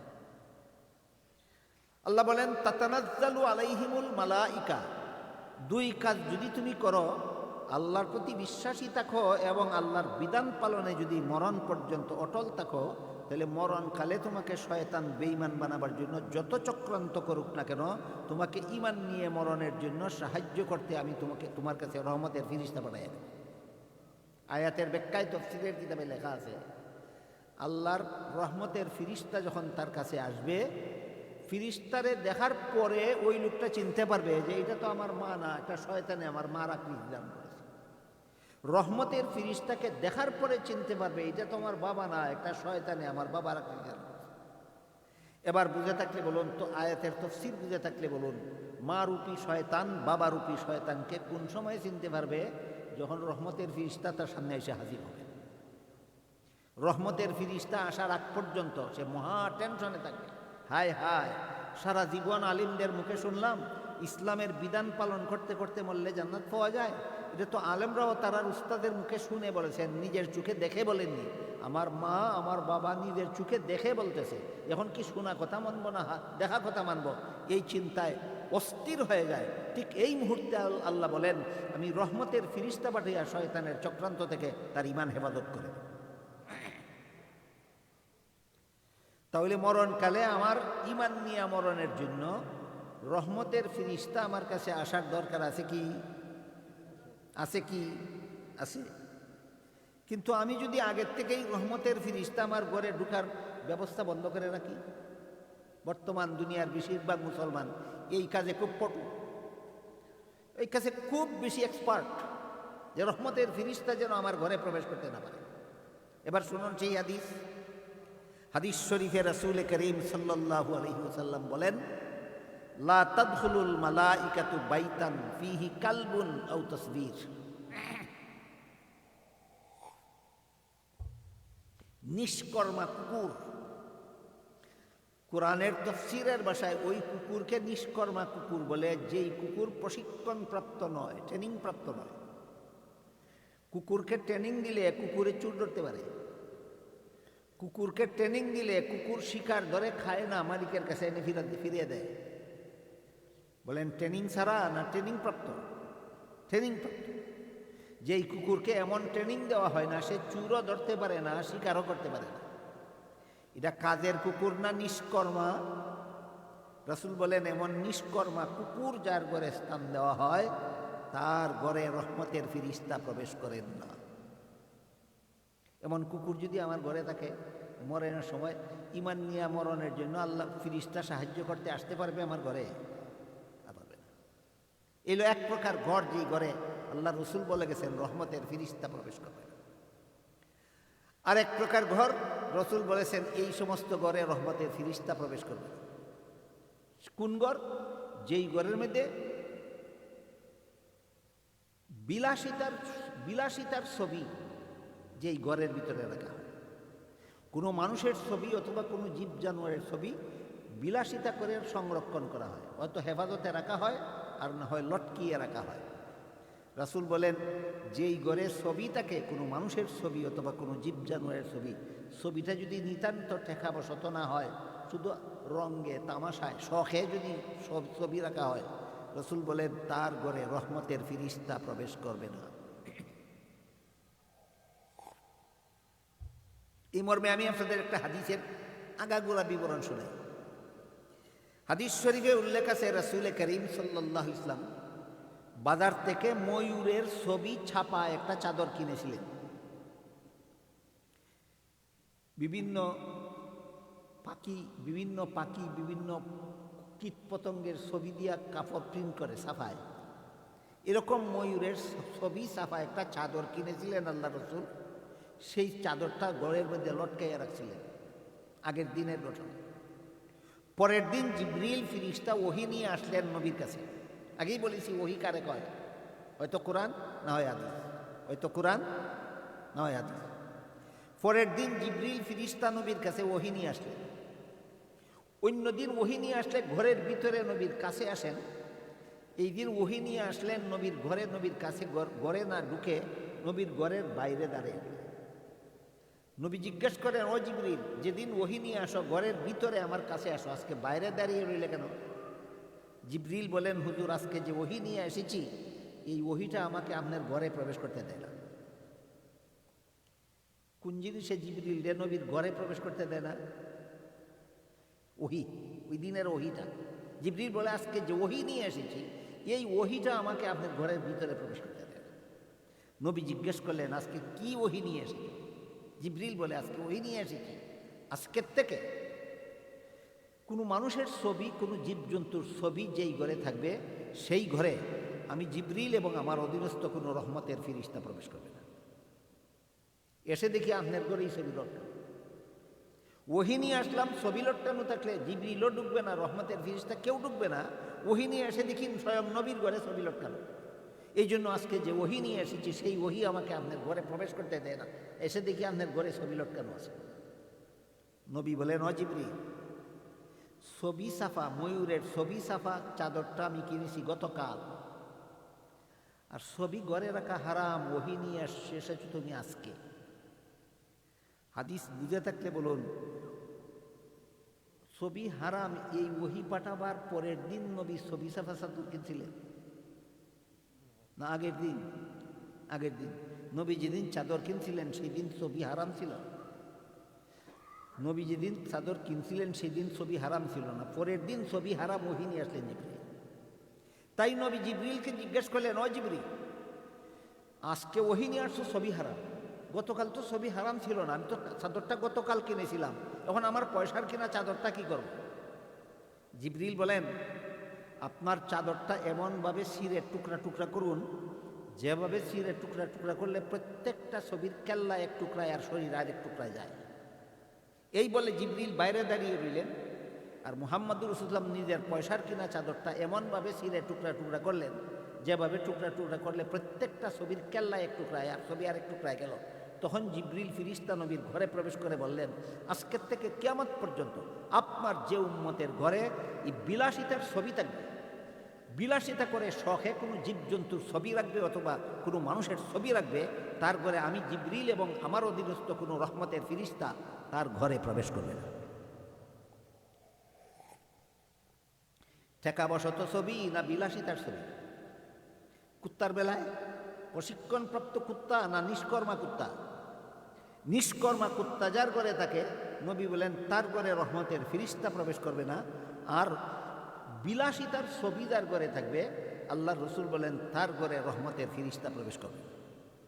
আর আমি যদি বিলাসিতা করে আমার বাচ্চার ছবি, আমার বিবির ছবি, আমার মায়ের ছবি, আমার বাবার ছবি, আমার শ্বশুরের ছবি, আমার শাশুড়ির ছবি বিলাসিতা করে যদি আমি তুলে সযত্নে রেখে দিই, ছবি তুলে সযত্নে রাখার এই আধুনিক বিজ্ঞানের যুগে বিলাসিতার ছবি যত্ন করে রাখার সবচেয়ে সহজ পদ্ধতি হলো সেলফোন। সবচেয়ে সহজ পদ্ধতি কি? সেলফোন। আমার সেলফোনের ভিতরে আমার বাচ্চার ছবি সংরক্ষিত আছে, আমার সেলফোনের ভিতরে আমার বিবির ছবি সংরক্ষিত আছে। কোন দরকারে? কোনো দরকারে না, শুধু শখে, মনের আনন্দে, শুধু মনের আনন্দে। আমার বাচ্চার ছবিটা আমার সেলফোনে উঠিয়ে রাখলে আমার আনন্দ লাগে, আমার বিবির ছবিটা আমার মোবাইলে উঠিয়ে রাখলে আমার আনন্দ লাগে, আমার বাবা মা মারা গেছেন তাদের ছবিটা আমার সেলফোনে ঢুকিয়ে রাখলে আমার আনন্দ লাগে। বলেন টেকা বসত না, শুধু মনের আনন্দে? মনের আনন্দে। তোমার মোবাইলের ভিতরে হারাম ছবি আছে, তোমার আলমারির ভিতরে হারাম ছবি আছে, তোমার ঘরের দেওয়ালে হারাম ছবি আছে। এমত অবস্থায় তোমার হায়াত ফুরিয়ে গেল, আর শয়তানে আইসা তোমাকে বেঈমান বানাবার চক্রান্ত শুরু করলো। আল্লাহ পাঠাইলেন রহমতের ফিরিস্তা তোমাকে ঈমান নিয়ে মরণে সাহায্য করার জন্য। আইস ফিরিস্তা আইসা দেখে তোমার ঘরের ভিতরে রহমতের ফিরিস্তা গেট আউট সাইনবোর্ড লাগানো, রহমতের ফিরিস্তা গেট আউট। হাদিস কোরআন বুঝে থাকলে, তফসির বুঝে থাকলে বলুন, মুসলমানের ঘরে রহমতের ফিরিস্তা গেট আউট সাইনবোর্ডটা কি? বিলাসিতার ছবি, রহমতের ফিরিস্তা গেট আউট। যেই ফিরিস্তা আসছিল তোমাকে ঈমান নিয়ে মরণের কাছে সাহায্য করতো, এই ফিরিস্তাকে গেট আউট সাইনবোর্ড তুমি আগেই লাগাই রাখতো। সুতরাং নবী যে স্বয়ং জিবরিল যেভাবে নবীর ঘরে ঢুকছেন না, কোনো রহমতের ফিরিস্তা কোনো উম্মতের ঘরে ঢুকবেন না। জিবরিল সেদিন নবীকে বলে গেছেন আপনার যে উম্মতের ঘরে এই বিলাসিতার ছবি থাকবে সেই উম্মতের ঘরে কোনো রহমতের ফিরিস্তা জীবনে কোনোদিন ঢুকবে না। আমরা সিলেটি ভাষায় একটা কথা কয়, সরিষার ভিতরে বুত। এটার অর্থ হইল মানুষে বুতে ধরলে সরিষা দিয়া বুতের জারা দেয়, বুতে ছাড়ে, একটা নিয়ম আছে। হয়তো সরিষা দিয়া নইলে সরিষার তেল দিয়া। যারা বুত ছাড়ানি দেখছেন তারা বলতে পারবে। কোনো মানুষে বুতে ধরলে, জিনে ধরলে, বুতে ধরলে সরিষা অথবা সরিষার তেল দিয়া বুত ছাড়ায়। কোনো মুসলমান গুনায় লিপ্ত হইলে আলেমরা তারে গুনাহ ছাড়ায়, তাহলে আলিমরা হইল বুত ছাড়ানির সরিষা। আলিমের মোবাইলে যদি শখের ছবি থাকে, এটা দেখো সরিষার ভিতরের বুত। আলিমের মোবাইলে যদি তার ছেলের ছবি, তার মেয়ের ছবি, আলিমের মোবাইলে যদি তার বউর ছবি, তার মার ছবি, তার বাপের ছবি থাকে, তুমি ছিলা সরিষা, বুত ছাড়াইবার সরিষা, তোমার সরিষার ভিতরে যে বুত, তোমার বুত ছাড়াইব কে? এই জন্য বর্তমান দুনিয়ার বেশিরভাগ আলিমের ওয়াজে মুসলমানের হেদায়েত হয় না। বর্তমান দুনিয়ার বেশিরভাগ আলিমের ওয়াজে মুসলমানের হেদায়েত হয় না, কারণ আলিম ওয়াজ করে ওহরকে নিজেই আমল করে না। আমি যদি ছবিকে হারাম আপনাদেরকে বলি, আর হারাম ছবি যদি আমি ব্যবহার করি, আমার ওয়াজে কি অ্যাকশন হবে আপনাদের? এই জন্য আমি প্রায় সময় বলে থাকি, আমার পকেট থেকে এই মুহূর্তে আপনারা সেলফোনটা নিয়ে যান, কুজ্জা যদি একটা হারাম ছবি বের করতে পারে, জীবনে আর কোনো দিন সেলফোন ব্যবহার করো। কানে ধৈর্য আপনাদের কাছে তওবা করো, জীবনে আর কোনো দিন সেলফোন ব্যবহার। কাজে আমার বুকে যে পরিমাণ সৎসাহস আছে হারাম ছবির বিরুদ্ধে ওয়াজ করার, সকল মৌলবীর বুকে এই সৎসাহস নেই। অনেক মৌলবীর আজকাল এই এমন লিখে হয়, হুজুর আপনার সাথে একটা ছবি উড়ে যান। কোন কাজে? কোন কাজে বলেন? টেকা বসতা না রঙ্গে? রঙ্গের ছবি হালাল না হারাম? এই সময় যেই ছবি দাঁড়ায়, যেই মৌলবী দাঁড়ায় থাকে, হ্যাঁ ঠিক আছে আমার সাথে তোমার ছবিটা উঠাও, এই মৌলবী নিজেই তো হারামি। অন্য মানুষের হারাম ছাড়াইবে কোন মৌলবী? এই মৌলবী তো নিজেই হারামি। আমি কি আপনাদেরকে বুঝাতে পারলাম? বর্তমান দুনিয়ার ওয়াজ বর্তমান দুনিয়াতে যত বেশি বেশি হয়, এত বেশি দুনিয়ার ইতিহাসে মনে হয় এত বেশি ওয়াজ। কিন্তু বর্তমান দুনিয়ার বেশিরভাগ ওয়াজগুলি হইল সরিষার ভিতরের ভূত। আমার মোবাইলে যদি আমার সেলফোনে যদি হারাম ছবি থাকে, এই ওয়াজ আমি আপনাকে করলে এটা কোনো কাজ হবে না, এটা একটা ফালতু ওয়াজ হবে। এই জন্য আল্লাহ পাক রব্বুল আলামিন যে বললেন যে তোমাকে ঈমান নিয়ে মরণের কাজে আমি রহমতের ফিরিস্তা পাঠাইয়া সাহায্য করব। রহমতের ফিরিস্তা যে তোমার ঘরে প্রবেশ করবে না, নবী 1400 বছর আগে বলে গেছেন। তুমি আগেভাগেই রহমতের ফিরিস্তা তোমার ঘরে ঢুকার ব্যবস্থা করে এমন ব্যবস্থা করে রেখেছো যে রহমতের ফিরিস্তা তোমার ঘরে ঢুকতে না পারে। তাহলে বলো তুমি ঈমান নিয়ে মরবে কীভাবে? তুমি জান্নাতি হয়ে মরবে না জাহান্নামী হয়ে মরবে? তোমার ছবি তো তোমাকে বলে দেয়। আলোচনাটা বুঝে থাকলে আমরা কি টের পাইলাম, বুঝতে পারলাম যে মরণকালে আমার মরণটা জান্নাতের সুসংবাদ পেয়ে মরণ হবে না জাহান্নামের দুঃসংবাদ পেয়ে মরণ হবে? এর এর বিষয়টা কি আমরা কোরআন হাদিস থেকে জানতে পারি? আমরা কি জানতে পারি? আমরা কোরআন হাদিস থেকে জানতে পারি। আমার মরণটা জান্নাতের সুসংবাদ পেয়ে হবে না জাহান্নামের দুঃসংবাদ পেয়ে হবে, এটা আমি কোরআন হাদিস থেকে জানতে পারি। একমাত্র ইলমে ওহীর দ্বারা জানা যায় আখেরাত মরণকালে আমার অবস্থা কেমন হবে। একমাত্র ইলমে ওহীর দ্বারা, কোরআন হাদিসের দ্বারা জানা যায় কবরে আমার অবস্থা কেমন। এবার কবরের কথা একটু বলি, 1-2 মিনিট। হাদিস শরীফে রাসূল করিম সাল্লাল্লাহু আলাইহি ওয়াসাল্লাম বলেন, আল কবরু রাউযাতুম মির রিয়াদিল জান্নাতি আও হুফরাতুম মিন হুফারিন নার, আও কামা ক্বালা আলাইহিস সালাতু ওয়াসসালাম। হাদিসের দ্বারা আমি জানতে পারি আমার কবরের অবস্থা কেমন হবে। আল্লাহর রাসূল বলেছেন, একদল মানুষের কবর হবে জান্নাতের বাগান, আরেক দল মানুষের কবর হবে জাহান্নামের অগ্নিকুণ্ড। আমার কবরটা কেমন হবে? রাসূল করিম সাল্লাল্লাহু আলাইহি ওয়াসাল্লাম বলেন, মুর্দাকে দাফন করার পরপর, অথবা সাগরে ভাসিয়ে দেওয়ার পরপর, অথবা মাছের পেটে চলে যাওয়ার পরপর, অথবা বাঘের পেটে চলে যাওয়ার পরপর, অথবা শ্মশানঘাটে পুড়িয়ে দেওয়ার পরপর মুনকার নাকির নামের ফিরিস্তা মুর্দার রুহের সাথে সোয়ালজব করে। মুর্দা তখন রুহের সাথে দেখে না, মুর্দা তখন দেখে আমি জীবিত, আমার প্রাণ আছে, আমার দেহ আছে, এই অবস্থাটা মুর্দায় দেখে। কি সোয়ালজব করেন আপনারা নিশ্চয়ই উলামায়ে কেরামের মুখ থেকে শুনে থাকবেন। হাদিস শরীফে রাসূল করিম সাল্লাল্লাহু আলাইহি ওয়াসাল্লাম বলেন, মুনকার নাকির ফিরিস্তা মুর্দাকে 3টা প্রশ্ন করেন। 1 নম্বর প্রশ্ন করেন, মার রব্বুকা, তোমার রব কে? 2 নম্বর প্রশ্ন করেন, মা দীনুকা, তোমার ধর্ম কি? 3 নম্বর প্রশ্ন করেন, মান হাযার রাজুলুল্লাযী বুইসা ফীকুম ওয়া ইউকালু লাহু মুহাম্মদ, মুহাম্মদ নামক যে ব্যক্তিকে তোমাদের হেদায়েতের জন্য পাঠানো হয়েছিল তার সম্পর্কে তোমার মতামত কি? আল্লাহ রাসূল বলেন, একদল মুর্দা মুনকার নাকিরের প্রথম প্রশ্নের জবাবে বলে, রব্বি আল্লাহ, রব আমার আল্লাহ। কারাই জবাব দিতে পারে? যারা আল্লাহর বিধানে বিশ্বাসী ছিল, যারা মরণ পর্যন্ত আল্লাহর বিধান পালনে অটল ছিল, তারাই জবাব দিতে পারে মুনকার নাকিরের প্রশ্নের জবাবে বলতে পারে, রব আমার আল্লাহ। 2 নম্বর প্রশ্ন করবে, ধর্ম তোমার কি? জবাব দিবে, ধর্ম আমার ইসলাম। বলুন, মুনকার নাকির ফিরিস্তার প্রশ্নের জবাবে ধর্ম আমার ইসলাম বলতে পারবে কারা? ইসলামের বিধান পালন করে না যারা। তাহলে তো আমি বলতে পারবো আমি খবরের সলের জবাব দিতে পারবো কিনা? আমি জানি না আমি ইসলামের বিধান পালন করি কিনা, আমি জানি আমি নামাজ পড়ি না, আমি রোজা রাখি না, আমি ইবাদত বন্দেগীর দাঁড়াই না, আমি সুদ খাই, আমি ঘুষ খাই, আমি মদ খাই, আমি গাঞ্জা খাই, আমি জিনা করি, আমি ব্যভিচার করি, আমি নারীবাজি করি, আমি দুর্নীতি করি, আমি জালিয়াতি করি, আমি সন্ত্রাস করি, আমার জানা আছে। তাহলে মুনকার নাকির যখন জিজ্ঞাসা করবে ধর্ম তোমার কি, আমার ধর্ম ইসলাম বলতে পারবো? কাজী কবরে কোন ব্যক্তি মুনকার নাকির ফিরিস্তার সোয়ালের জবাব দিতে পারবে আর কোন ব্যক্তি দিতে পারবে না, এটা তো দুনিয়ার জমিনে দাঁড়াইয়ে আমি বলতে পারি। যে ইসলামের বিধান পালন করতে করতে জীবন কাটাবে সে জবাব দিতে পারবে ধর্ম আমার ইসলাম। 3 নম্বর প্রশ্ন করবে, মান হাযার রাজুলুল্লাযী বুইসা ফীকুম ওয়া ইউকালু লাহু মুহাম্মদ, মুহাম্মদ সাল্লাল্লাহু আলাইহি ওয়াসাল্লাম সম্পর্কে তোমার মতামত কি? আল্লাহ রসুল বলেন, জবাব দিবে, ইনি আল্লাহর রসুল।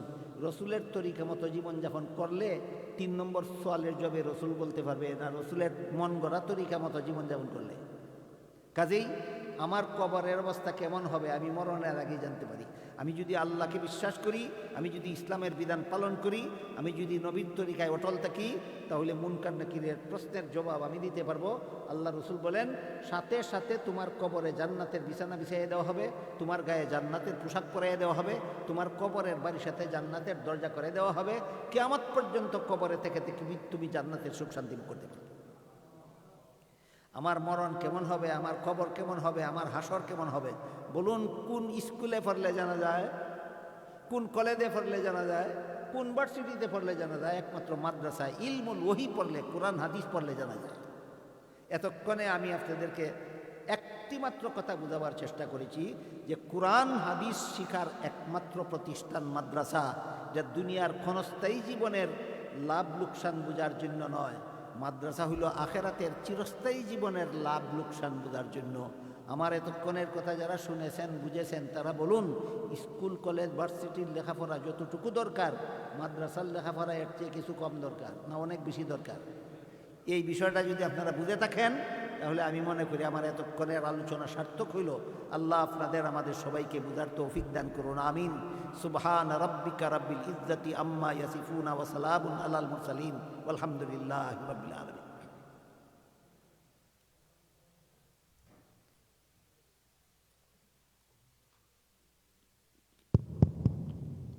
ইনশাআল্লাহ আজান হয়ে যাব কি, আর আজানের পরেও নমাজ হয়ে যাব কি।